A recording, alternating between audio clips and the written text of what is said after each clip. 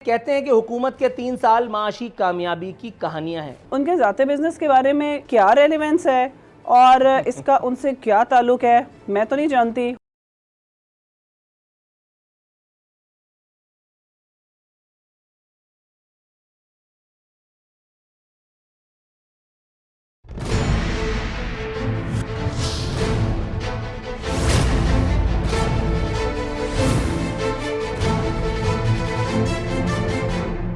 अस्सलाम वालेकुम, मैं हूं नूरुल आरफीन सिद्दीकी और आप देख रहे हैं मेरी जंग।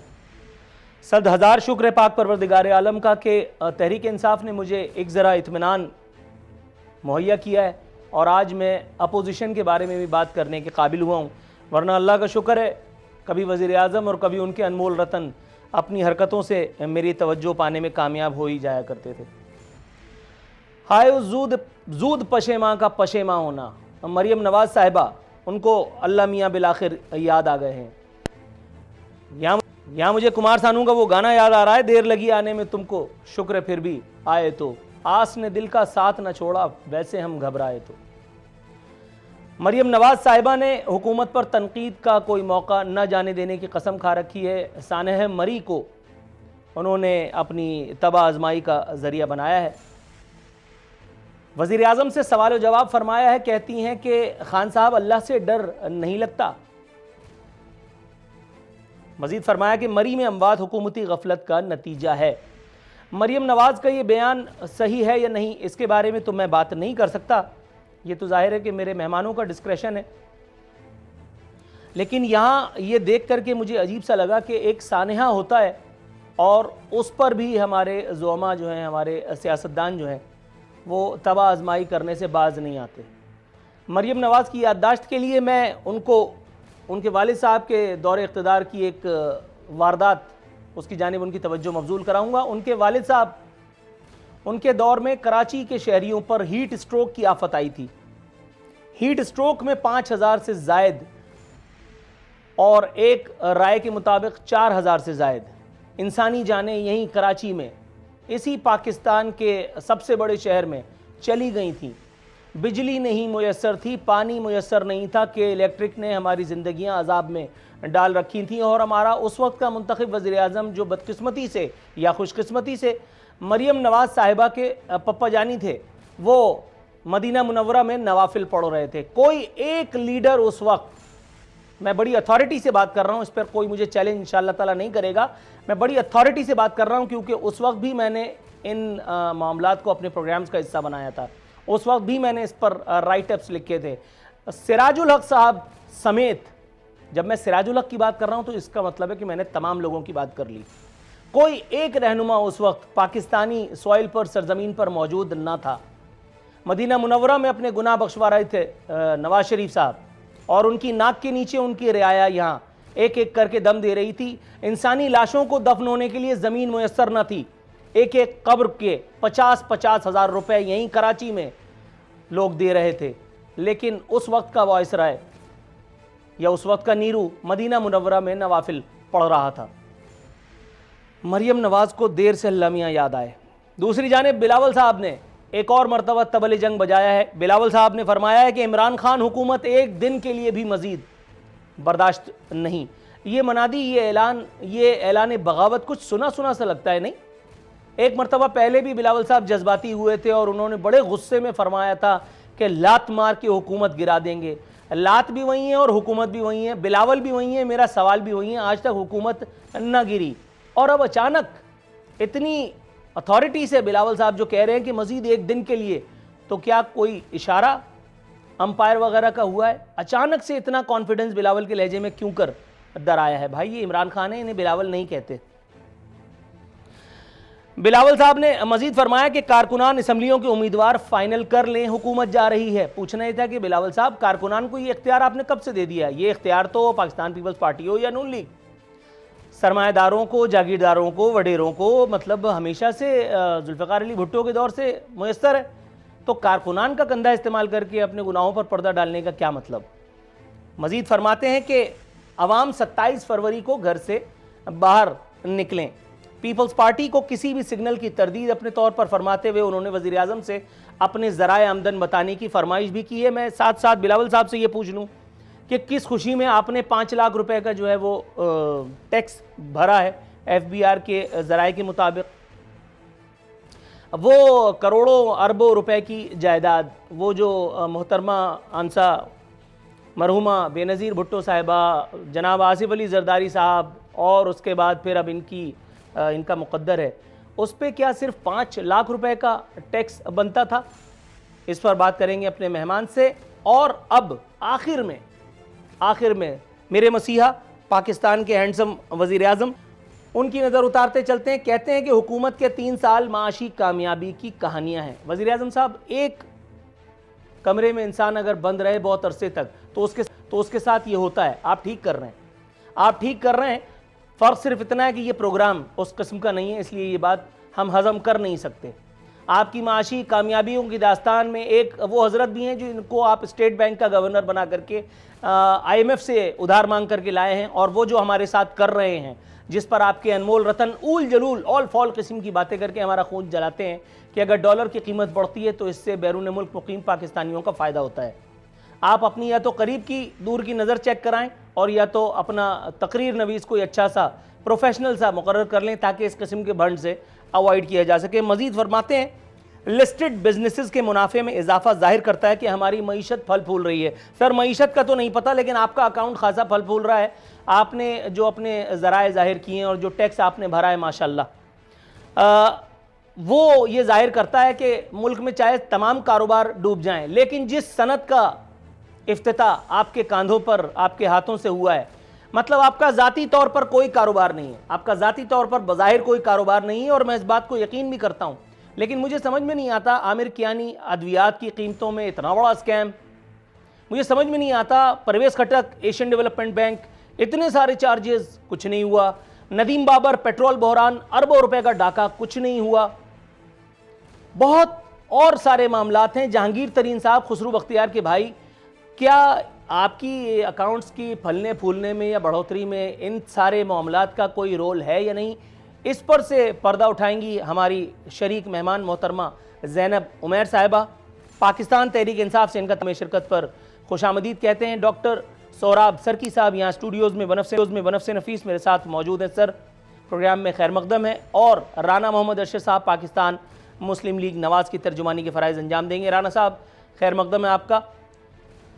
हस्ब रिवायत हस्ब दस्तूर, सबसे पहले सरकार का सब्र आजमाने के लिए मोहतरमा ज़ैनब उमैर साहिबा का रुख करेंगे और मोहतरमा ज़ैनब उमैर साहिबा के पास जाएंगे। मैडम अस्सलाम वालेकुम। जी वालेकुम अस्सलाम। कैसी हैं आप? ठीक हैं?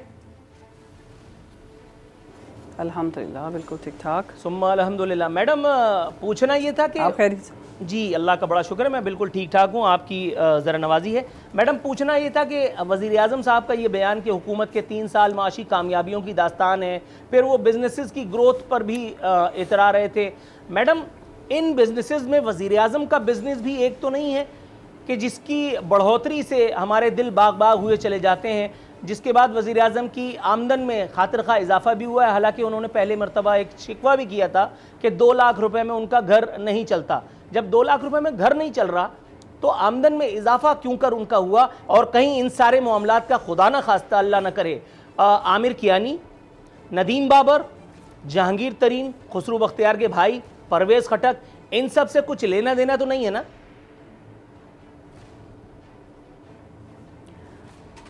बिस्मिल्लाहिर्रहमानिर्रहीम। बहुत शुक्रिया नूरुल आरिफीन। आपने जितनी बातें की, पहली बात यह कि सारी वो प्रिजम्पटिव बातें हैं, और लेना देना तो चलें उस पर हम बाद में बात करेंगे। जो आपने पहली बात की है कि वज़ीर आज़म साहब जो हैं वो हमारे बिज़नेस के ऊपर और कंट्री बिज़नेस के लिहाज से जो डेवलपमेंट हो रही है उसके ऊपर काफ़ी इतरा रहे हैं, तो मेरा ये ख्याल है कि बिल्कुल इतराना बनता है उनका। और वो इसलिए बनता है क्योंकि अगर आप पिछले जो हमारे 3 साल का मुआवजना, अभी तो आप इसे 30 साल से मुआवजना कर रहे हैं ना, चले मैं उस 30 साल से मुआवजना नहीं करती, लेकिन आप किसी भी चीज़ का मुआवजना पिछले जो गुजरी हुई हुकूमत के पहले 3 साल से करें, तो आप कोई भी अगर चीज़ उठा लेंगे तो उसमें हमारा जो कारकर्दगी है वो हमारी डेवलपमेंट के लिहाज से यकीनन उससे बहुत बेहतर है। और आप जब इकोनॉमी की बात करते हैं तो आप लोग जो है वो, क्योंकि सिर्फ अभी एक इन्फ्लेशन के ऊपर बात कर रहे हैं, और वो इन्फ्लेशन तो अपनी जगह के ऊपर है, लेकिन इकोनॉमी एक बहुत बड़ा सब्जेक्ट है। और इकोनॉमी में आपका जिस तरह से आपके जीडीपी रेट्स की बात जब हम करते हैं तो उसमें आपकी एक्सपोर्ट भी आती है, आपकी इंपोर्ट की बात भी आती है, फिर आपने इसमें बहुत सारे फैक्टर्स देखने हैं। आपने देखा है कि आपका एग्रीकल्चर कहाँ के ऊपर जा रहा है, फिर आपने ये देखना है कि आपकी रेवेन्यू जनरेशन कितनी ज़्यादा हुई है। क्या रेवेन्यू जनरेशन, आप अगर उसके स्टेटस की उठाएं तो आप अगर ये देखें कि क्या रेवेन्यू जनरेशन उस वक्त के जो पिछले 3 साल पिछले दौरे हुकूमत के पहले 3 साल से अगर ये उससे बहुत बेहतर है तो इसका मतलब है कि वज़ीर आज़म साहब का इतराना यकीनन बनता है।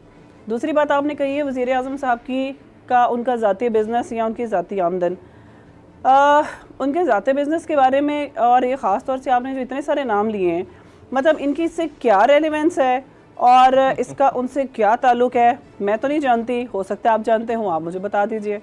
तो इस चैनल के तवस्सुत से हो सकता है मुझे भी पता चल जाए, लेकिन यकीनन ऐसा नहीं है। हाँ, जो मैडम मैं आपको बता देता हूँ, चूंकि आपने मुझसे फरमाइश की है तो मुझे आपको बताते हुए निहायत खुशी हो रही है। मैं ये साबित करने के लिए हरगिज़ नहीं तुला कि इन सारी बातों का वज़ीर आज़म से लेना देना है, लेकिन मैं सिर्फ ये बता करके आपको आपकी राय जाने बगैर अपने अगले मेहमान की जानिब जाऊँगा। इलाके में अच्छा, ईमानदार, 5 वक्त का नमाजी, तहज्जुद गुजार SHO आए और इलाके में जराइम की शरह बढ़ जाए, इलाके में जितने जुए के और इधर उधर के अड्डे हैं, जितने सारे गलत कार लोग हैं, उनके अकाउंट्स फलने फूलने लगे, तो मुझे कॉमन सेंस मेरा 2 और 2 4 वाली बात ये बताता है कि इसमें कहीं ना कहीं कोई ना कोई झोलझाल है, या शायद इसमें आपका फरेबे या मेरा फरेबे नज़र इन्वॉल्व है कि मैं SHO की इन्वर्टेड कॉमाज में दयानतदारी को खातिर में नहीं ला रहा। थोड़ा सा खातिर जमा रखिए, मैं आपकी तरफ आता हूँ। राना अरशद साहब, सर अस्सलाम वालेकुम। जी वालेकुम अस्सलाम व रहमतुल्लाहि व बरकातुहू। सर इंपोर्ट भी हमारी खातिर खा जा रही है, एक्सपोर्ट के ऊपर हुकूमत इतरा रही है। पूछना ये था, ज़रई मुल्क में अल्हम्दुलिल्लाह सुम्मा अल्हम्दुलिल्लाह इतनी इंपोर्ट हम कर रहे हैं, अब ये आपके अदवार की नाकामियां हैं जिसका खुमियाजा आज हमें भुगतना पड़ रहा है। ज़रई मुल्क में अल्हम्दुलिल्लाह हम गंदम भी मंगवा रहे हैं, और जो हमारी यहाँ की गंदम है वो हम अफ़गानिस्तान में इंसानी बहरान से निमटने पे सर्फ कर रहे हैं। सर आपकी राय। जी बिस्मिल्लाहिर्रहमानिर्रहीम। नूरुल आरिफीन से मैं आपका शुक्रिया अदा करता हूँ, आपकी फ़हम फरासत। आप हमेशा नेशनल और इंटरनेशनल इश्यूज़ पर बात करने का मौका देते हैं। जो आपने अपने इंटरव्यू में कहा, मैं सिर्फ अर्ज़ ये करना चाहता हूँ कि मैं सूबाई कैबिनेट का हिस्सा था और शबाशी साहब मेरे चीफ मिनिस्टर थे, हम जवाबदेह थे हर इशू पर। अगर खुदा खास्ता कोई मिसहैप होता था, मिसहैप हो जाते हैं, हमारे दौर में भी होते थे, आज भी होते हैं, और वो रुकते नहीं, वो कम हो जाते हैं। इंतज़ामिया या गवर्नमेंट की डायरेक्शन और सम्मत को लोग देखते हैं। और मैं समझता हूँ कि हमारे दौर में DAP अगर 2500 रुपये की थी, मियाँ नवाज़ साहब के दौर में 500 रुपये की सब्सिडी थी, तो वो वाफर थी, पूरे पाकिस्तान में चारों सूबों में ज़मींदार को मिलती थी। और यूरिया 1250 रुपये की थी, और आज आप देख 9,500 की हो गई है, मिली नहीं। और DAP की जब फसल गंदम काश्त होती है तो ज़रूरत पड़ती है, और जब फसल उगती है तो उसके बाद यूरिया डालते हैं। जब यूरिया की बोरी की ज़रूरत आई है तो यूरिया मार्केट से गायब हो गई है। और कल मैंने सुना है कि एक्शन लिया गया है और कहा गया है कि जनाब और मंगवा लें, इंपोर्ट कर लें यूरिया। भाई यूरिया की ज़रूरत तो आज थी, दिसंबर में ज़रूरत थी, फरवरी के पहले हफ्ते में थी, तो जनवरी के पहले हफ्ते में थी, तो उसको फरवरी या मार्च में मंगवाने का क्या ज़रूरत है? ये मैं समझता हूँ माफिया की हुकूमत है, और इस हुकूमत का मुकम्मल फेलियर है हकीकत में 23 साल की कारकर्दगी में। हाँ, अगर कोई वर्कर PTI का होता, सूबा पंजाब का चीफ मिनिस्टर या गवर्नर, तो कोई और बात थी। ये तो वो हमारा मेरी तरह के एक अनपढ़ आदमी को लेके बुजदार को जाके वज़ीर-ए-आला भर्ती कर दिया। अब उसको समझ नहीं आती कि मरी में जो मैं समझता हूँ मलका कौसार में जो अमवात की यलगार हो चुकी है, जो 23 के करीब लोग जो घर से अल्लाह ताला कि मौसम की खूबसूरती को एंजॉय करने गए और उनके घरों में डेड बॉडीज आ गई। और फवाद चौधरी जो कभी स्पोक पर्सन हुआ करते थे कावली के, कभी प्योर पार्टी के, आजकल सुना कि इनके स्पोक पर्सन वो फखरिया अंदाज में करे थे कि 1 लाख लोग गाड़ी जो है वो मरी में दाखिल हो गई है। तो जनाब देखें टूरिस्ट की आमद और कैसा मुल्क तरक्की कर रहा है। और वो नवीद इकबाल जो ASI अल्लाह को प्यारा हो गया, वो वीडियो पैगाम में क्या कह रहा है कि 18 घंटे से हम फंसे हुए हैं, हमारी को आवाज सुनने वाला नहीं, और अगर क्रेन आकर काम करेगी तो मेरे बच्चे और हम बच जाएंगे। और आप ये देखें कि 3 दिन से वहां पर क्या हो रहा है। और मरी रावलपिंडी डिस्ट्रिक्ट का हिस्सा है और बादशाह सलामत इस्लामाबाद में रहते हैं और हेलीकॉप्टर पे आते हैं। वाह रियासत मदीना थोड़ा सा के तवक्कुफ कीजिएगा सर, मैं आपकी जानिब आता हूं। बादशाह सलामत आज कुछ और मौजूदात हैं जिनका आता भी करेंगे। आज देखिए कि मैं थोड़ा सा वेट समझता अगर आप हूं फरमाएं, ये मैं आपकी तरफ सारा आता हूं, नहीं राना होना साहब। चाहिए था। राना साहब प्लीज लेकिन थोड़ा सा जो वेट, गफलत है थोड़ा सा वेट इंतजामिया अगर आप की, फरमाएं। इसकी FIR वजीर राना आजम साहब, प्लीज। और वजीर आला पर दर्ज होनी चाहिए। सर अभी कटवा देते हैं, अगर अभी अगर कटवा देते हमारे हैं, थोड़ा दौर सा में वेट कीजिए, अगर अभी थोड़ा हमारे सा दौर में यही स्टूडियो में कटवाएंगे हमारे सर, वेट दौर कीजिए, में मैं आ रहा हूं आपकी जानिब। प्राइम मिनिस्टर और सर वजीर सर आला सर सर पर सर सर ये मेरा अगला सवाल, थोड़ा सा वेट कीजिए राना अरशद साहब। डॉक्टर सोराब सरकी साहब, सर सबसे पहले तो खैर मकदम के बाद माजरत आपसे करता चलूँ इंतज़ार की जहमत में मुब्तला रखने के लिए, लेकिन ये जो बयानात में आपके सामने पढ़ रहा था, पेश कर रहा था, ये सुनकर के आपको यकीनन मेरी दिमागी सेहत पर शुबा सा हुआ होगा कि हुकूमत के 3 साल माशी कामयाबी की कहानी है। मुनाफे लिस्टेड बिजनेसेस के मुनाफे में इजाफा जाहिर करता है कि हमारी मईशत फल फूल रही है।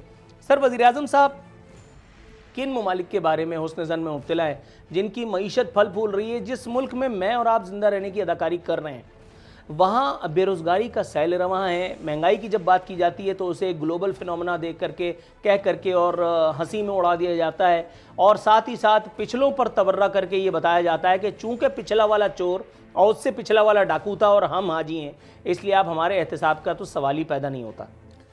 देखिए नूर भाई, बात यह है कि आप ख़ुद देख रहे हैं, क्योंकि आम तौर पर ये पिछलों पे जो बात डालते हैं, थोड़ा मैं उस पर बात करना चाहता हूँ। पिछले तो इन्होंने कहा था कि ख़राब हैं, चोर हैं, डाकू हैं, ये मुल्क नहीं चला पा रहे थे, मुल्क को तबाह किया।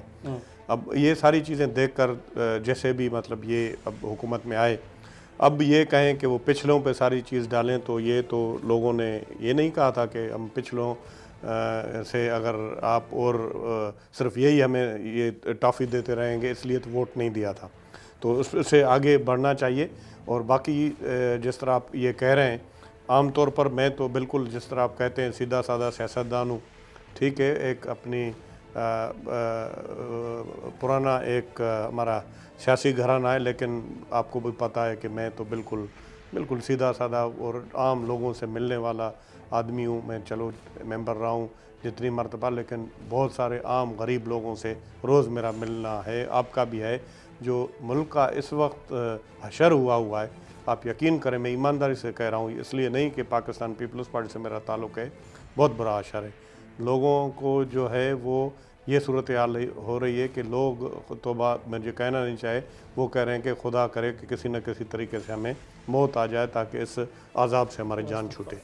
तो अब इस ऐसी सूरत हाल में भी ये कहें अच्छे इंडिकेटर्स आ रहे हैं और बिज़नेस, बिल्कुल मैं ये भी समझ रहा हूँ कि कोविड की वजह से और पूरी दुनिया में कुछ इंडस्ट्रीज़ बंद थी, तो वो जो भी फ़ायदा हुआ है, थोड़ा बहुत फ़ायदा हुआ है नूर भाई, वो जितना भी इंडस्ट्रियल्स को हुआ है, गरीब आदमी को नहीं हुआ है। थोड़ा बहुत जो इंडिकेटर्स जो भी ये बता रही हैं मेरी बहन, तो हम तो ये चाहते हैं कि हमने ये मुल्क बनाया है और एक मुल्क खुदा दाद माँ का किरदार जो एक हुकूमत को किरदार अदा करना चाहिए था, वो नहीं कर पा रही है। अब उसमें आपने बिल्कुल सही फरमाया कि एक सिर्फ तकरीर करने से, बात करने से बात नहीं बनती।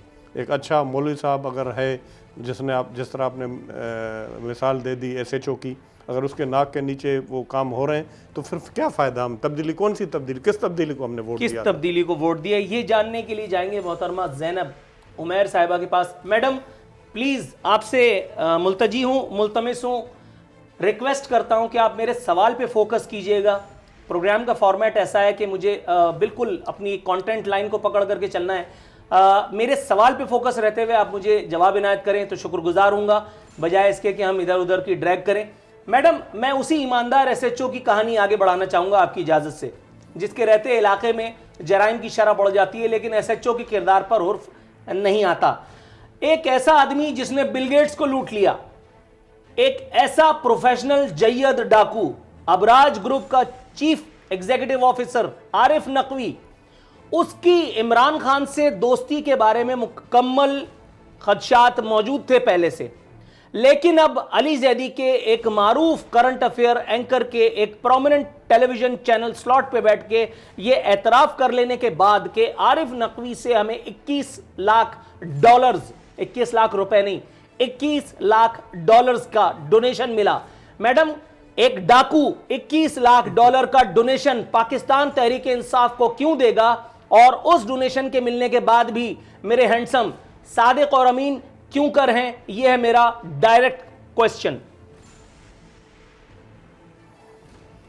आपके डायरेक्ट क्वेश्चन का मैं बिल्कुल सबसे पहले डायरेक्ट जवाब देती हूँ, और इसके अलावा आप जो बात कह रहे हैं कि सिर्फ सवाल पे फोकस करें, तो फिर आप बाकी मेहमानों को ये कहा करें कि जो एलिगेशंस लगाएं उसका जवाब आप बाद में इनायत कीजिए, मैं सुनूंगा, क्योंकि वो फिर सवालों के जवाबात, जी बिल्कुल, क्योंकि सवालात के जवाबात फिर रह जाते हैं और लगता है ऐसे कि शायद ये लोग सच बोल रहे हैं जो कि सच नहीं है, और वो खाली इल्ज़ामात होते हैं।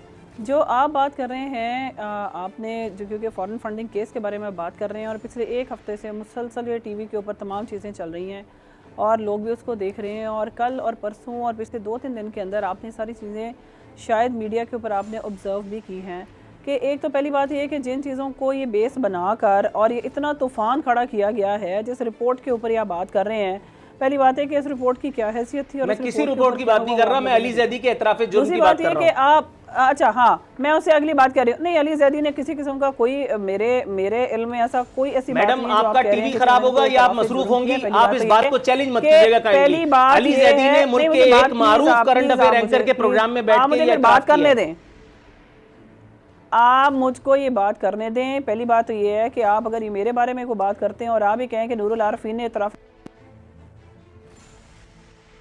पे जुर्म नहीं कर सकता, ठीक है। दूसरी बात ये है कि आप जो अली जैदी साहब कोट कर रहे हैं और आप बात कर रहे हैं कि फॉरेन फंडिंग, हम बात करनी है ना, आप फैक्ट्स के ऊपर बात करें। आप मेरे से वो सवाल पूछें कि फॉरेन फंडिंग क्यों की जाती है और फॉरेन फंडिंग किस लिए की जाती है। नहीं मैडम, मैं थोड़ा सा आपसे रिक्वेस्ट करूंगा मैडम, ये एक लर्निंग सेंटर नहीं है, काइंडली थोड़ा सा आप वेट कीजिए, मैं आपका जवाब पूरा सुनूंगा। मैडम पहले आप सुनिए, नहीं मैडम प्लीज, मैं आपकी बात सुनूंगा लेकिन पहले आप मुझे सुन लीजिए। मैडम, ये लर्निंग सेंटर नहीं है, इसमें हमारा 35 मिनट का कंटेंट होता है। अगर आप मुझे मैडम अगर आप मेरे सवाल को सुनेंगी तो मैं वजाहत कर सकूंगा कि मैं आपसे क्या बात कर रहा हूं। सुन लिया आपका सवाल, मैंने आपका नहीं, आपने मेरा सवाल सुना, लेकिन अब आप मुझे टेक्निकलिटीज में मत उलझाइए काइंडली। मेरे शो का फॉर्मेट मुझे अलाउ नहीं करता। पिछले 3 मरतबा भी यही सब हुआ था। मैंने आपसे पहले शो में रिक्वेस्ट की है, आपको तमाम बातों का रिस्पॉन्ड करने का मैं मौका दूंगा, लेकिन आप मुझे ये मत बताइए कि फॉरेन फंडिंग क्यों होती है, उसमें पहला मरहला क्या होता है। काइंडली मैंने स्ट्रेट सवाल जो पूछा है आप मुझे उसका जवाब इनायत करें। 35 मिनट आप बोले, 35 मिनट आप बोल लें, मैं फिर आपको पहले सुन लेती हूँ, फिर उसके बाद अगर 3 मिनट आपने मेरा जवाब सुनना होगा तो फिर आप मैं 3 मिनट के लिए खामोश होता हूँ मैडम, लेकिन स्ट्रेट आंसर प्लीज। नहीं, आप 3 मिनट के लिए आप पहले 35 मिनट बोल लें, क्योंकि आप ये गलत फॉर्मेट है ना कि आप सवाल के जवाब। मैडम, मेरे शो का फॉर्मेट मैं डिजाइन करता हूं, काइंडली आप उसको तो चैलेंज ना करें ना, ये मेरा डिस्क्रेशन है प्लीज। मैं आपकी खुशनुदी के लिए शो का फॉर्मेट चेंज नहीं कर सकता, आप काइंडली समझने की कोशिश कीजिए। मेरे प्रोग्राम का वक्त बहुत कम है। आप 35 मिनट बोले, आप मुझे बोलने ही नहीं दे रहे हैं। अगर आप मुझे बात करने ही नहीं दे रहे हैं, आपसे अक्सर लोगों को यही कंप्लेंट है कि एंकर जब बहुत ज्यादा बोलते हैं तो मेहमान। मैडम, मुझसे सरकार को हमेशा कंप्लेन होती है, मुझसे नून लीग वाले भी तंग थे जब वो सरकार में थे, मुझसे पीपल्स पार्टी वाले भी खुश नहीं है, और मुझे पीटीआई की भी परवाह नहीं है। काइंडली आप मेरी एफआईआर मत काटिए। यहाँ थोड़ा सा वक्त हुआ प्रोग्राम में ब्रेक पर जाने का, नाज़रीन छोटा सा मुख्तसर सा वक्फा, उसके बाद हाजिर होते हैं।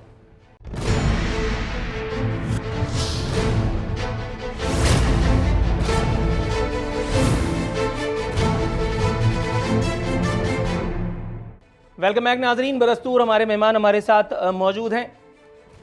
प्रोग्राम को थोड़ा सा मज़ीद आगे की तरफ लेकर के चलेंगे। मेरे साथ मोहतरमा ज़ैनब उमैर साहिबा, राना अरशद साहब और डॉक्टर सोराब सरकी बदस्तूर मौजूद हैं। अब सब्जेक्ट हमें थोड़ा सा चेंज करना पड़ेगा। राना अरशद साहब, सर मरियम नवाज साहिबा को बिलाखिर, अल्लाह का शुक्र है, अच्छी खबर है। ये तो गलत बात है ना कि आप याद आ गया, बीच में छोड़ दिया और उसका जवाब आप नहीं ले रहे हैं, ये तो ठीक बात नहीं है ना। मैडम, अगर आप थोड़ा सा तवक्कुफ कर जाती तो मैं आपकी तरफ आता, राना अरशद साहब से निमट करके लेकिन अगर आप थोड़ा सा तवक्कुफ करें तो मैं आपकी तरफ आऊंगा मैडम, प्लीज। जी राना अरशद साहब, सर मैं आपसे सवाल पूछने की पहले अदाकारी कर लेता हूं, क्योंकि प्रोग्राम जरा इधर उधर हो रहा है, जरा थोड़ा सा वेट कीजिएगा। सर मरियम नवाज को अल्लाह मियां याद आ गए हैं, उन्होंने साने मरी के लिए भी वजीर आजम साहब का कंधा इस्तेमाल किया है। हालांकि ये सानिहा है, इसमें मिसमैनेजमेंट जरूर हुई होगी और जो कुछ नजर आ रहा है बज़ाहिर उससे शवाहिद भी मिल रहे हैं। लेकिन मैं ये पूछना चाह रहा हूं, इक़्तिदार का हुमा सर से उतर जाने के बाद, उड़ जाने के बाद ही अल्लाह मियां क्यों याद आते हैं? वजीर आजम जब हमारे पास नवाज शरीफ साहब थे, उनके होते जब वो मदीने में नवाफिल पढ़वा करके और अपने गुनाह माफ करवा रहे थे, कराची वालों को उनकी जरूरत थी, पाकिस्तान वालों को उनकी जरूरत थी। शहबाज शरीफ यहां मौजूद नहीं थे, कराची के लोगों पर जो उफ्ताद पड़ी थी, उस वक्त अल्लाह मियां याद क्यों करना आया? नूरुल आरिफीन साहब, मैं आपकी बात को इंडोज करता हूं। जब बीमारी आती है, जब हादसे आते हैं तो वो पूछ कर नहीं आते, और बिल्कुल गवर्नमेंट जो होती है उसको टेकअप करना है। आपकी बात बिल्कुल ठीक है, और क्योंकि गालबन रमज़ान मुबारक का मौका था जी, और मियाँ साहब आपकी बात ठीक है कि मदीना पाक में उम्रे के लिए गए हुए थे, लेकिन यहाँ पर हुकूमती मशीनरी मौजूद थी और फिर मियाँ साहब उम्रे के बाद आए थे, कोशिश भी की, लेकिन फिर भी मैं समझता हूँ जो आप कह रहे हैं उसमें वजन है। आज मैं अर्ज़ करना चाहता हूँ कि अचानक ज़लज़ले का आना, अचानक बीमारी का आना, कोरोना का आना, डेंगू का आना अपनी जगह पर, लेकिन मरी में लोग सैरो तफरी के लिए गए थे। थोड़ा सा तवक्कुफ कीजिएगा राना साहब, मैं आपकी तरफ आऊंगा। राना साहब प्लीज मुझे इंटरवीन करने दीजिए। राना साहब प्लीज मुझे इंटरवीन करने की इजाजत चाहिए आपसे। सर ये इमरान खान के साथ ज्यादती नहीं है कि कराची में मैंने गला फाड़ फाड़ करके 5 लाख दफा वजीर आजम पर जो है वो सवालात उठाए हैं कि कराची में जहाज गिरा, 100 अफराद का वजीर आजम को तौफीक नहीं हुई, वो अपने खानदान के साथ नंथिया गली में कोरोना के दिनों में पिकनिक मनाते रहे। सर नवाज शरीफ से मेरी कौन सी रिश्तेदारी है कि मैं आपके इस एतराफ़ के बाद नवाज शरीफ की जान इतनी आसानी से छोड़ दूं? हुकूमती मशीनरी तो इमरान खान के होते हुए भी यहाँ मौजूद थी, लेकिन वजीर आजम उस वक्त का यहाँ लोगों को छोड़ करके और नवाफिल पढ़ने चला गया। सर इससे आप लोगों की प्रायोरिटी का अंदाजा नहीं होता? मैं आपकी बात को इंडोज करता हूं और मैं एक पॉलिटिकल वर्कर हूं, मैं आपकी बात को तस्लीम कर रहा हूं, बड़ा वजन है।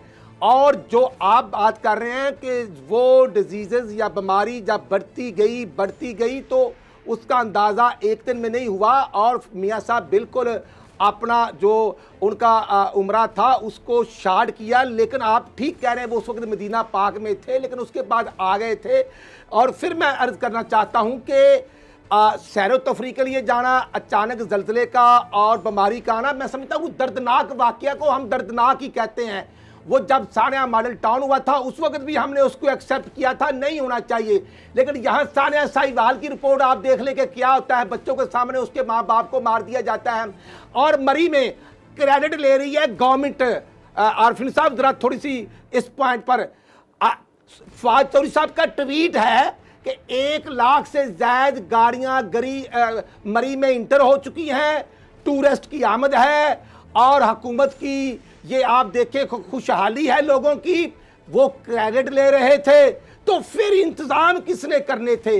वहाँ की जो इंतजामिया है, जो वेट करने की वहाँ और वहाँ मरी के जो एमएनए है, अगर आप थोड़ा सा तवक्कुफ करें तो मैं आपकी जानिब आता हूं। रास्ते क्लियर किसने करने थे? और 20 घंटे लोग, नूरुल आरिफीन साहब 20 घंटे लोग फंसे रहे, राना साहब आपकी बात दुरुस्त है, थर मर गए, लेकिन वज़ीर आज़म साहब आधे घंटे के फासले पर हेलीकॉप्टर पर घूम रहे थे। राना साहब प्लीज पे अटेंशन, राना साहब प्लीज सर, डॉक्टर सोराब सरकी साहब, सर आपसे मेरा सवाल भी वही है जो मैंने राना अरशद साहब से पूछा था। सवाल का एंगल थोड़ा मुख्तलिफ कर देता हूं। जनाब मन, आसिफ अली जरदारी साहब के दौरे इक़्तिदार में जब बादशाह सलामत हम पर नाजिल थे, मरकज से लेकर के और सूबे तक पाकिस्तान पीपल्स पार्टी की हुकूमत थी, भुट्टो पूरी आबोताब के साथ जिंदा था। जनाब मन, इसी शहर में, पाकिस्तान के सबसे बड़े शहर में मफाहमत का दस्तरखान बिछा हुआ था। रहमान मलिक साहब अल्ताफ हुसैन की एक कॉल पर दौड़े चले जाते थे, और जाहिर है उनके दौड़े चले जाने में और अल्ताफ हुसैन के घर की दीवार तोड़ करके जो 5 लाख पाउंड बरामद हुए थे, उसमें एक बहुत बड़ी कनेक्शन मौजूद है। अगर आप इससे सर्फ नज़र करना चाहें तो ये आपका हुस्न ज़न है। जनाब मन, आसिफ अली जरदारी साहब की दौरे इख्तिदार में कराची में इंसानी जान अर्जा होकर रह गई थी। एक दिन में 100 लाशें उठाई हैं कराची वालों ने, और उस पर अगर आप मरी में होने वाली गफलत, उस पर अगर आप तबर्रा करें तो सर ये आपको सूट करता है? देखिए, बात ये है कि जिस तरह आप फरमा रहे हैं, मैं तो ये आपको बताऊं कि जो 2010 में सैलाब आया, फिर 2012 में जो कराची और पूरे बशमूल पूरे सिंध के अंदर जो बारिशें हुई, उसमें बहुत बड़ी तबाही हुई। लेकिन मैं ये बिल्कुल आपके सामने दावा करता हूँ कि जिस तरह सिंध हुकूमत और पाकिस्तान पीपल्स पार्टी ने इन दोनों सालों में मुकाबला किया, मैं ये दुनिया में आप कहीं पे भी देखें, मैं तो ख़ुद ईमानदारी की बात बता रहा हूँ कि जहाँ पहला हल्का मेरा था, जब वो टोड़ी बंद टूटा तो पूरा हमारे गांव नज़र नहीं आ रहे थे, और हमारा ये तस्वर था कि हम शायद फिर कभी पूरी ज़िंदगी यहाँ पर मैं आपकी बात में कतई कलामी की इजाज़त चाहता हूं। सर, आपकी बात मान ली, आपकी बात मान ली कि आपने मैनेजमेंट के दरिया बहा दिए थे, लेकिन सवाल मेरा कराची से रिलेटेड था। कराची में खून का दरिया बह रहा था और मफाहमत का दस्तरखान बिछा हुआ था। कराची का भी मैं दो बिल्कुल सीधा मैं आपको बता देता हूँ सर, बिल्कुल मफाहमत थी और इस तरह की सूरत हाल थी। लेकिन जब सब जितने भी स्टेक होल्डर हैं, ख़ास तौर पर जो मुल्क को चलाते हैं, वो एक पेज पे आए, आपने देखा पूरा अमन हो गया, अभी सारा मसले हल हैं। नहीं, अमन तो हो गया, लेकिन उसका क्रेडिट तो नवाज शरीफ लेते हैं सर, उसका क्रेडिट आज मुराद अली शाह साहब लेते हैं। ठीक है, उनका भी होगा, पाकिस्तान पीपल्स पार्टी का भी होगा, लेकिन वो जो गफलत थी आसिफ अली जरदारी दौरे हुकूमत में, जब आपका एक वज़ीर आला सुन फ्लाइट यहाँ पे नाजिल थे, उनको पता ही नहीं था कि बारात कहाँ जा रही है, उनका कूलर था और वो थे। लेकिन सर, उस वक्त का किसी को कम से कम अगर आप इल्ज़ाम दे दें तो मैं मुतमईन हो जाऊंगा और मैं मोहतरमा ज़ैनब उमैर साहिबा के पास जाऊंगा। नहीं, मैं आपको बताऊं, पूरे मुल्क के अंदर इतनी बड़ी दहशतगर्दी थी, ख़ास तौर पर बिल्कुल मैं इसको तस्लीम करता हूं कि हमारी हुकूमत में नहीं, ख़ास तौर पर जितनी भी हुकूमतें रहीं, ये MQM का जो एदवार रहा, और ख़ास आपने ख़ुद लियारी में, मैं ख़ुद आपके देखता हूँ पुराना, वहाँ पर आपने जो करवा, वो जो हालात थे वो बुरे थे। जो हुकूमत थी उसने उस तरीके से शायद उसको हैंडल नहीं किया, मैं इसको तस्लीम करता हूँ, करना चाहिए था। और जाहिर है जो भी हुकूमतें होती हैं वो कोई उसका वो जवाब पेश नहीं कर सकती। सर, इसी एतराफ़ के साथ मैं मोहतरमा ज़ैनब उमैर साहिबा के पास जाऊँगा। मैडम, ऑल योर्स, मैं सरापा समात हूँ।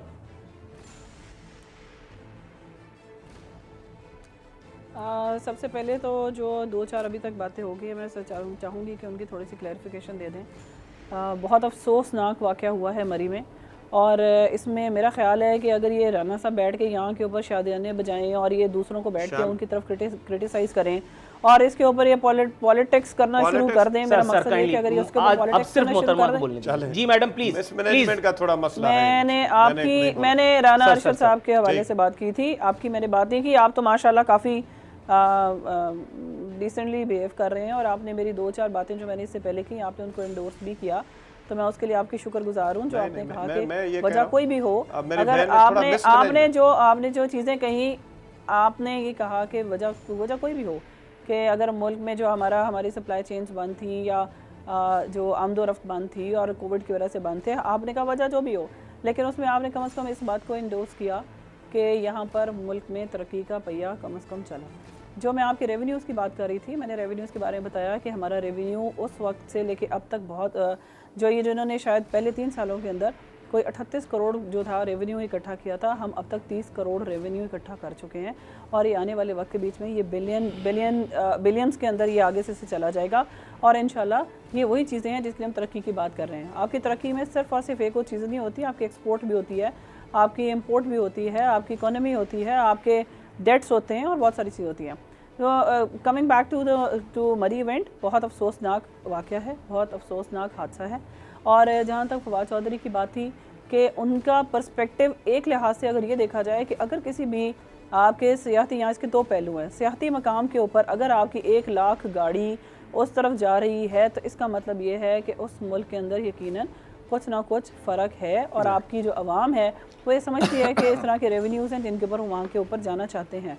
दूसरी बात जो इन्होंने कही है, मैं उसको 100% एंडोर्स करती हूँ कि वहाँ की इंतज़ामिया और ख़ास तौर से जो पिंडी की इंतज़ामिया है, ये उसके ऊपर यकीनन हरफ आता है, और उनके ऊपर ये सवाल उठता है कि अगर उस जगह की कैपेसिटी इतनी ज़्यादा नहीं थी तो इतने सारे लोगों को नहीं जाना चाहिए था। इसका तीसरा एक और पहलू है, अभी जो एक मैं आपको बात कर रही हूँ, कि इस वक्त वहाँ के ऊपर ऑपरेशन भी हो रहे हैं, और जब हादसे के बाद ऑपरेशन हो जाना वो एक अलग बात है, और इस वक्त जो CM साहब का इन्होंने जिस तरह के डेरोगेटरी अल्फाज इस्तेमाल किए हैं, मेरी तहजीब मुझे उस तरह के अल्फाज इस्तेमाल करने की इजाज़त नहीं देती इनके किसी भी लीडर के बारे में, वरना उनसे बहुत ज़्यादा अल्फाज इस्तेमाल किए जा सकते हैं।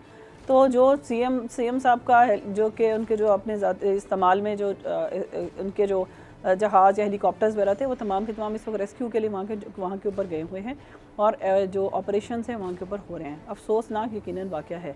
जो तीसरी एक और बात जिसके ऊपर मैं बात करना चाहती हूँ और जो बहुत ज़रूरी है कि माशरती तौर के ऊपर और सोशली तौर के ऊपर हमारा अपना भी कोई एक थोड़ा सा आप कह लें कि एक ज़िम्मेदारी बनती है कि ऐसे मौसम के अंदर और ऐसे हालात के अंदर इन सब चीज़ों को जब भी हम कहीं जाने लगते हैं, जाने से पहले कुछ ना कुछ स्टैटिस्टिक्स को हमें देखना चाहिए कि हम अपनी फैमिली के साथ जा रहे हैं तो आया वहाँ के ऊपर हालात क्या होंगे। सो मेरा ख्याल है अगर ये 3 चीज़ें देखी जाएँ तो हादसा से बचा जा सकता है। और इससे पहले भी हमने देखा था कि मरी में जो पेट्रोल जो था, और हमें पता होता है कि ये पहाड़ी इलाका है और वहाँ के ऊपर पेट्रोल नहीं मिलता, बहुत महंगा हो गया, इससे पहले भी हादसा होते रहे हैं। तो ये तीनों चीज़ों के ऊपर यकीनन बहुत ज़्यादा एफर्ट होनी चाहिए।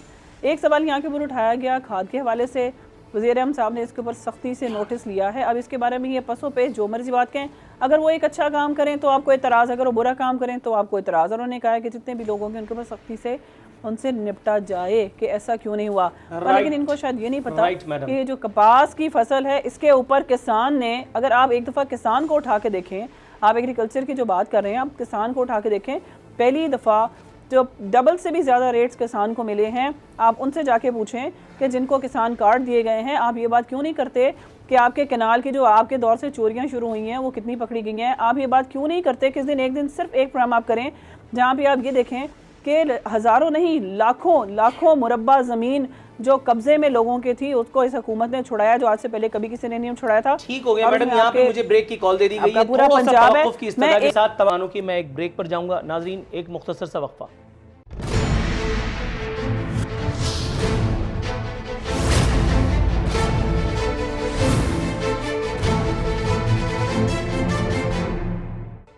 वेलकम बैक नाजरीन। दस्तूर हमारे मेहमान हमारे साथ मौजूद हैं। प्रोग्राम का आखिरी सेगमेंट आन पहुंचा है, मुख्तसर सा वक्त है, बहुत सारे सवालात हैं। राना अरशद साहब, आप मुझे सुन सकते हैं? जी, मैं आपको सुन रहा हूं और देख भी रहा हूं। जी, जज़ाकल्लाह। राना अरशद साहब, सर बिलावल साहब ने अब मौजूदा हुकूमत के खिलाफ तंग आमद और बजंग आमद सा ऐलान फरमा डाला है। सर, गुमान किया जा रहा है कि इसमें कुछ न कुछ तो है जो सामने नहीं आ रहा। सर, शहबाज शरीफ साहब की भी टोन जो है वो कुछ बदली सी है। कहते हैं ना, बदले से मेरे सरकार नज़र आते हैं। शहबाज शरीफ साहब का ये कॉन्फिडेंस, सर अंपायर कहीं राजी तो नहीं हो गया? नूरुल आरिफीन साहब, हमें अंपायर की ज़रूरत नहीं। अगर अंपायर की ज़रूरत ही होती तो फिर वो आपको पता है, वो जो 12 अगस्त 2014 को लाहौर की जश्न आज़ादी के मौका पर एक धरना निकला था ना, जो जाके पार्लियामेंट पर जिन्होंने हमला किया था और कह रहा था कि अभी अंपायर की उंगली का इशारा होगा, वो लोग हैं जो मुसल्लत हैं। भाई, शहबाज शरीफ साहब ने तो 2 साल जेल काटी है। मियाँ नवाज शरीफ साहब और मरियम बीबी 13 जुलाई 2018 को लंदन से आकर गिरफ्तारी जेल में देते हैं। हमजा शबान ने 2 साल जेल काटी। आज इशू ये है, आज 22 करोड़ आवाम के लिए हमने जो महंगाई मार्च का ऐलान किया है, उसके लिए हमारी परसों मीटिंग थी। मियाँ नवाज शरीफ साहब ने चेयर किया है, सबाई ऑर्गेनाइजेशन की मीटिंग थी, जिसमें शहबाज शरीफ साहब थे, शाह खान अब्बासी साहब थे, मरियम बीबी, हमजा साहब, पूरी हमारी मेंबर मौजूद थे। और हमने फैसला किया है कि महंगाई जो हकीकत में है, भाई मुझे तो वो पुराना पाकिस्तान चाहिए जब 100 रुपए की 2 किलो चीनी थी। मुझे वो पाकिस्तान चाहिए जब 135 रुपए का कुकिंग ऑयल डालडा घी था। 450 रुपए का किसने कर दिया? इमरान खान साहब ने कर दिया है। और फिर चीनी पर एक्शन लिया तो आज भी 120 रुपए किलो चीनी है। मैं सिर्फ पूछना ये चाहता हूं कि जो 9 रुपए का बिजली का यूनिट था 24 रुपए का किसने कर दिया? 26,000 अरब कर्जे लेने के बाद पाकिस्तान तो दिवालिया हो चुका है। पाकिस्तान का 5.8 ग्रोथ रेट को 0 पर लेकर कौन गए हैं? आज के हुक्मरान। और फिर फॉरेन फंडिंग केस में रंगे हाथों पकड़े गए। क्यों नहीं हिसाब देते? क्यों स्टे पे स्टे जाते हैं? इसलिए दूसरों को चोर कहने वाले आज इमरान खान खुद डायरेक्ट डकैती में पकड़े गए हैं, कौम को हिसाब देना होगा। और महंगाई की बात मैं कहता हूं, आज मजदूर को यहां पर 700-800 रुपए दिहाड़ी है, वो मिलती नहीं। और फिर बिजली, गैस, फिर पेट्रोल आज भी 146 रुपए का लीटर है। तो फिर मैं क्या कहूं कि ये माफिया की हुकूमत है, इनका जाना ठहर चुका है। जो शहबाज शरीफ साहब ने बात की या जो PTM ने बात की, हाँ हम इंशाल्लाह असम्बलियों के अंदर और बाहर एहतजाज करेंगे। और बिलावल साहब का जो एहतजाज है 27 फरवरी से, हम उसको वेलकम करते हैं। वो लाहौर से शुरू करें, वो जिधर से भी शुरू करें। अपोजिशन का 1 पॉइंट एजेंडा है कि ये हुकूमत नाकाम हो चुकी है, ये एक माफिया की हुकूमत थी। खुद इमरान खान कहते थे IMF के पास नहीं जाना, खुदकशी कर लेनी है। फिर कहते थे कि $1 महंगा हो तो इल्तिमास है कि इस खुदकुशी को थोड़े दिनों के लिए या थोड़े वक्त के लिए एटलीस्ट आखिरी कुछ लम्हाते हैं, अब इसमें खुदकुशी ना करवाइएगा। मैं अपने मौजू को थोड़ा सा आगे लेके जाऊंगा। बिलावल भुट्टो के बारे में बात हो रही है और बिलावल साहब के एक रिप्रेजेंटेटिव हमारे साथ मौजूद हैं, डॉक्टर सोहराब सरकी साहब। सर आप माशाल्लाह खुद मसीहा भी हैं, मुआलिज भी हैं। सर आपके ख्याल में ये जो आवाम की मसीहाई के नाम पर बिलावल साहब ने एक कॉल दी है, लॉन्ग मार्च, फिर उससे पहले किसान मार्च, आवाम को 27 फरवरी को घर से निकलने की कॉल दी गई है। जनाबन पहले भी एक लात उठी थी, लेकिन वो लात पता नहीं फिर कहाँ गई, हुकूमत तो आज तक मौजूद है। सर ये भी सदा बसेरा साबित तो नहीं होगी कॉल, और अगर कॉल दी गई है तो इसमें आशीर्वाद कितने फीसद हो सकती है? देखिए नूर भाई, मैं तो ये जानता हूँ, मैं आपको बताऊँ कि चाहे मेरा पाकिस्तान पीपल्स पार्टी से ताल्लुक़ है, जितनी भी पार्टियाँ हैं पाकिस्तान की जो अपोजिशन में हैं, जो मुल्क की सूरत हाल थी, जो सीनियर जो क़यादत है ख़ास तौर पर जितनी पार्टियों में, वो सब इस बात पे मुत्तफ़िक़ हैं। जिस तरह राना साहब भी कह रहे हैं कि ये जो हुकूमत है ये अब आज़ाब बन चुकी है पाकिस्तान के ऊपर और इसका जाना चाहिए। बाकी ये है कि उसमें काफ़ी सब देर हो गई है, लेकिन देर आए दुरुस्त आए। और मैं तो ये मैंने देखा है कि मोहतरमा बेनज़ीर भुट्टो साहब, जब मैं स्टूडेंट लीडर था, उन्होंने लॉन्ग मार्च का ऐलान किया था, तो वो हम लाहौर नहीं पहुँचे थे, हुकूमत वो चली गई थी। और ये जो लॉन्ग मार्च है ये ज़ाहिर एक जितनी भी अपोजिशन पार्टियाँ हैं उनके चाहे आपस में इख्तलाफात ज़रूर हैं अपनी जगह, लेकिन वो इस एक पॉइंट पे बिल्कुल इकट्ठे हैं, क्योंकि हमसे भी लोग पूछेंगे कि आपने क्या किया था जब आप अपोजिशन में थे और हुकूमत इतनी बुरा कर रही थी लोगों के साथ और महंगाई हो रही थी। राना साहब ने आपको सारे ये बिजली के और ख़ुद ADP, मैं ख़ुद ज़मींदार हूँ, आप यकीन करें कि ये सारी मिसमैनेजमेंट है। और मैं ये भी आपको बता दूं कि जब खाने काबे में जाते हैं उम्रे के लिए, आप भी गए, वहाँ अंदर हमें नहीं जाने देते हैं, पता नहीं कई घंटे हमें खड़ा करना होता है, खड़ा कर देते हैं। जब वहाँ पर हालात बेहतर होते हैं तो फिर उम्रे के लिए अंदर रोज़े रसूलुल्लाह में भी नहीं छोड़ा जाता है। वो इसलिए नहीं छोड़ा जाता है कि वहाँ पर ज़्यादा अगर रश हो जाएगा तो वहाँ पर कोई इंसानी बहरान पैदा हो सकता है। तो ये कोमरी में इनको पता भी था, ट्वीट भी कर रहे थे। ये जिस तरह मैंने कहा कि उसी ज़माने में, हमारी हुकूमतों के ज़माने में हमें और ज़्यादा स्टेप लेने चाहिए थे, इनको ज़िम्मेदारी लेनी पड़ेगी। और कम से कम जो है, पहले हम आपस में बैठकर बात कर रहे थे, आपने तो कहा मैं इस पर बात भी नहीं करूँगा, करना भी नहीं चाहता हूँ। कम से कम अभी हमें ये एक फ़ैसला कर देना चाहिए कि इस तरह आगे जो वाक़यात होते हैं उस पर सियासत नहीं हो, पहले हम स्टेप्स ले लें ताकि इस तरह की हालात मुल्क में पैदा नहीं हो। दुरुस्त है। मैडम, लॉन्ग मार्च, शॉर्ट मार्च, इसका क्या हश्र होने वाला है? और आया ये किसी आशीर्वाद के बाद हो रहा है या फ़ी सबीलिल्लाह किया जाने वाला है? ये भी मेरा सवाल है। ये जुज़वी सवाल है, लेकिन मेरा असल सवाल आपसे वो ये है कि उस्मान बुज़दार साहब वज़ीर आला पंजाब, जिनको डे 1 से इमरान खान साहब का दस्ते शफ़क़त हासिल है, कुछ हो जाए लेकिन उस्मान बुज़दार भी हैंडसम हैं, उस्मान बुज़दार भी फेथफुल हैं, ट्रस्ट वर्दी हैं। मैडम, पूछना ये था कि उस्मान बुज़दार साहब ने सरदार होने के बावजूद, उनके तो नाम में ही सरदार है, वो गरीब कैसे हो गए? उन्होंने 2000 रुपये का जो है वो टैक्स भरा है। मैडम, 2000 रुपये से ज़्यादा के तो मैं अपने बच्चों को खिलौना दिला लेता हूं, जबकि मैं एक शुद्ध गरीब आदमी हूं उस्मान बुज़दार के मुकाबले में। आपके ख्याल में 2000 रुपये की भी तकल्लुफ़ करने की उस्मान बुज़दार को ज़रूरत क्या थी, या फिर ये अतमाम हुज्जत का कोई हुनर था? जो आपने पहली बात की है उसका मैं पहले जवाब देती हूँ, दूसरी बात का बाद में जवाब देती हूँ। जो उन्होंने अभी तक बात की है ना कि हम एक लॉन्ग मार्च करने जा रहे हैं, तो लॉन्ग मार्च हो, मीडियम मार्च हो, शॉर्ट मार्च हो, ये इससे पहले भी मार्च करते रहे हैं और इससे पहले इन्होंने बड़ी कोशिश की है। पिछले 3 सालों के अंदर ये जो आपने देखा है कि पुअर डाउन मूवमेंट चलती रही है, पीडीएम और वो सारी डाकू मूवमेंट सब इकट्ठी रही है, उसका क्या नतीजा हुआ है, उसका क्या हशर हुआ है। और ख़ास तौर से इन्होंने तो अपना माई बाप जो है वो बनाया हुआ है, जिसको है वो भी आपको पता है। इनके अपने तो इन दोनों के अपने पास तो लीडर्स हैं नहीं, और वो लीडरों के आगे जो वो कमसिन बच्चे हैं उनको इन्होंने अपना लीडर बनाया हुआ है। और वो जो बीबी जो महंगाई की इतनी बढ़ चढ़ के राना साहब ने तो इतनी, मैं कहती हूँ अकबरी मंडी की वो क्या अकबरी गेट की इतनी बड़ी तकरीर की है, और जैसे कोई जलसा यहाँ के ऊपर हो रहा है बजाय के आर्गूमेंट्स हों, और वही घिसी पिटी इन्होंने बातें की हैं, एक एक बात का जवाब देने लगे तो वैसे ही मतलब बेफ़ायदा है। बात यह है कि इस बात का जवाब दे दें कि इतना रोना है, महंगाई का रो रहे हो सकता है इस महंगाई के रोने में सबसे आगे मरियम नवाज़ हों, तो ये ज़रा पहले ये बात का जवाब दें कि अभी जो उन्होंने अपने लाडले बेटे की 11 दिन फंक्शन किए हैं और जिसके ऊपर करोड़ों नहीं अरबों रुपए लगे हैं, और वो जो पता नहीं चल रहा था कि इसमें से दुल्हन कौन सी है, और वो जो इंडियन डिज़ाइनर से लहंगे डिज़ाइन हुए हैं और 11 दिन के कपड़े जो है सिर्फ सास साहिबा के कपड़े डिज़ाइन हुए। मुझे ये बताएं, मतलब मेरा ख्याल है कि शायद वो जो 11 दिन का फंक्शन था इसमें 111 बच्चियों की शादियाँ हो सकती थी। तो ये महंगाई के रोने कर रहे हैं, इनके कौन से ड्रामे हैं, ये लोगों को जाके कोई बात करते हैं, इतनी विंडिक्टिव इनकी वो इनकी जो है वो लीडर हैं, वो बात कुछ करती हैं, दूसरों की ऑडियो लीक्स जो है ना, वीडियोस जो हैं वो दूसरों की बना रही होती हैं, अपनी दफ़ा में कहती है मेरी प्राइवेट कॉन्वर्सेशन है।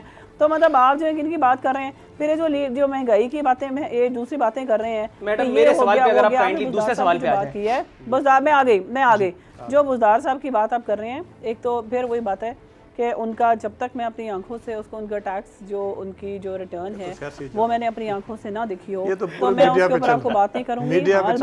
हाल बता जो आप एक हैंडसम होने की बात कर रहे हैं, जहां आप हैंडसम होने की बात कर रहे हैं इसमें कोई शक और शबे की गुंजाइश नहीं है कि उस्मान बुज़दार साहब ने इस पंजाब के अंदर बहुत काम किया है, और ये पंजाब सारा पंजाब हमारा पंजाब इन्होंने किया है, वरना तख्ते लाहौर सिर्फ तख्ते लाहौर ही हुआ करता था, 2000 रुपए वाला काम किया है। असल एतराज जो है मुझे उस पर है, थोड़ा सा तवक्कुफ कीजिएगा, मैं राना साहब के पास जाऊं और उसके बाद वाइंड अप की तरफ जाएंगे। मैडम प्लीज थोड़ा सा कोऑपरेट अगर आप फरमा दें, मैं आपका एहसानमंद दूंगा। जी राना अरशद साहब, सर क्लोजिंग रिमार्क्स। नूरुल आरिफिन साहब, मैं सिर्फ ये कहूँगा, आज हैंडसम वज़ीर आला ने और वज़ीर आज़म ने मुल्क को दिवालिया बना दिया। हमें हमारी लीडरशिप, आप मेरे को जरा समझाएं कि किसी की बात नहीं बोलते, मेरी लीडरशिप की ये मुझे डायरेक्शन है। हमारी शादियों को मतनाज़ा या बात करने वाले क्यों भूल जाते हैं? हमें तो नहीं इतराज, इमरान खान साहब ने 70 साल की उम्र में शादी की और जैसे वो फंक्शन हुआ पूरी दुनिया ने देखा। कैसे? मुझे नहीं इतराज इस पर, लेकिन मैं ये अर्ज करना चाहता हूँ कि सबके बेटे बेटियों की खुशियां होती हैं। आज मेरा मुल्क दिवालिया किसने कर दिया?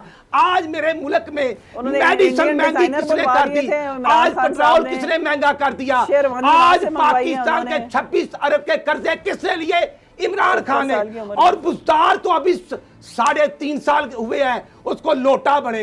जब वो हमारे साथ था तो वो देता था, उसको टैक्स देना पड़ता था। आज क्योंकि वो माफिया की हुकूमत का हिस्सा है इसलिए उसको कोई पूछता नहीं। इसी के साथ प्रोग्राम को वाइंड अप करने की कॉल दे रही है मोहतरमा ज़ैनब उमैर साहिबा, राना महब और डॉक्टर सोराब सरकी साहब, तीनों मौजूदीन का इंतहाई मशकूर हूँ कि अपनी मसरूफियत के बावजूद हमारे प्रोग्राम में शिरकत की ज़हमत उन्होंने उठा रखी। नाज़रीन, इसी के साथ हमारे प्रोग्राम का वक्त अब ख़त्म होता है। इंशाअल्लाह अगले हफ्ते नूरुल आरिफीन सिद्दीकी फिर हाजिर खिदमत होगा, बशर्ते ज़िंदगी फ़ी अमान अल्लाह।